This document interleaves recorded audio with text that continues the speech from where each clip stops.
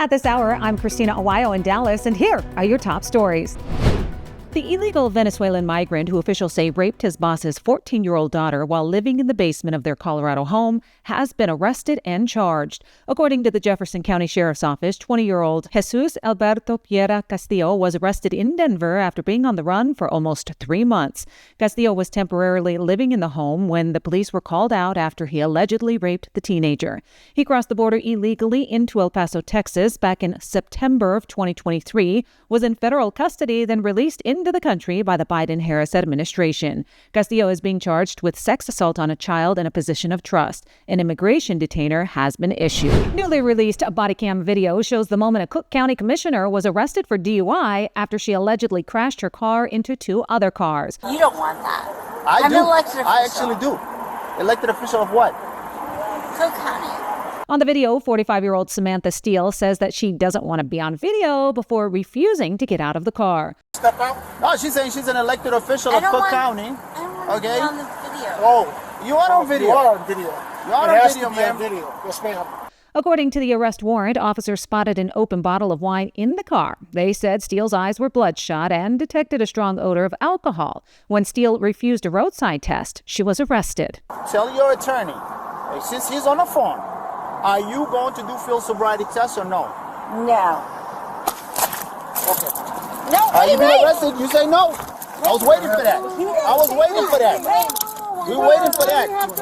Because she just refused. I asked her to do field sobriety tests and she refused. J.D. Vance is speaking out after special counsel Jack Smith decided to drop all federal cases against President Donald Trump, saying if Trump had lost the election, he may very well have spent the rest of his life in prison. These prosecutions were always political. Now it's time to ensure what happened to President Trump never happens in this country again.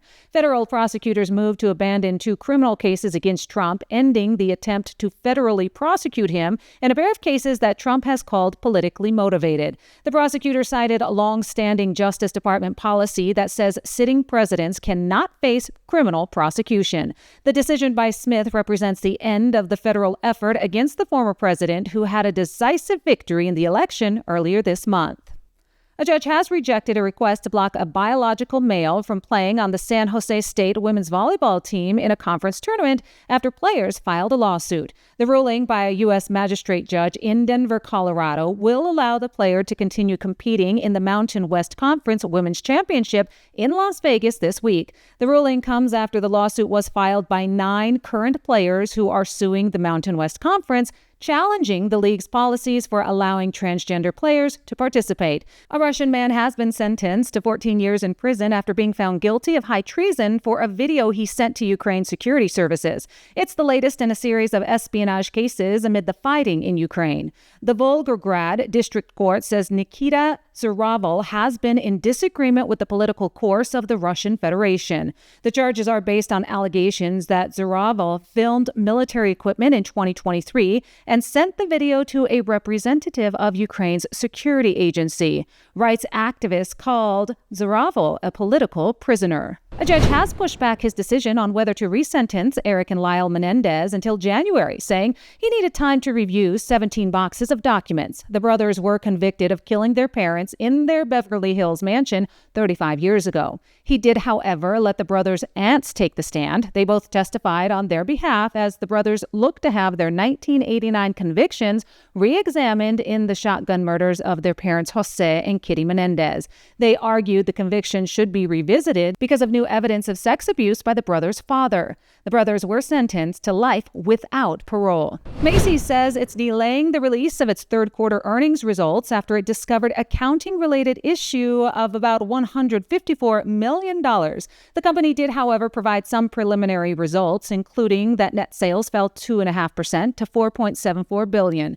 It anticipates reporting its full third quarter financial results by December 11th. The retailer said that it identified an issue related to delivery expenses in one of its accrual accounts earlier this month. An independent investigation and forensic analysis found that a single employee with responsibility for small package delivery expense accounting intentionally made false entries to hide about $132 million to $154 million of expenses from the fourth quarter of 2021 through the quarter that ended November 2nd. In Dallas, Christina, Aguayo, Salem News Channel. The New York Attorney General's office fined Geico Insurance $9.75 million in a data breach that exposed the personal information of 116,000 drivers in the state.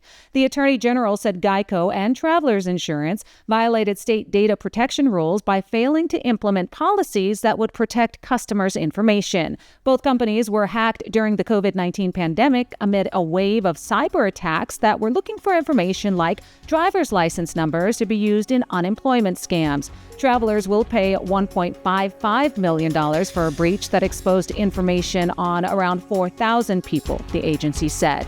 The two companies agreed to take measures to improve their cybersecurity practices. That's what you need to know at this hour. In Dallas, Christina, Aguayo, Salem News Channel.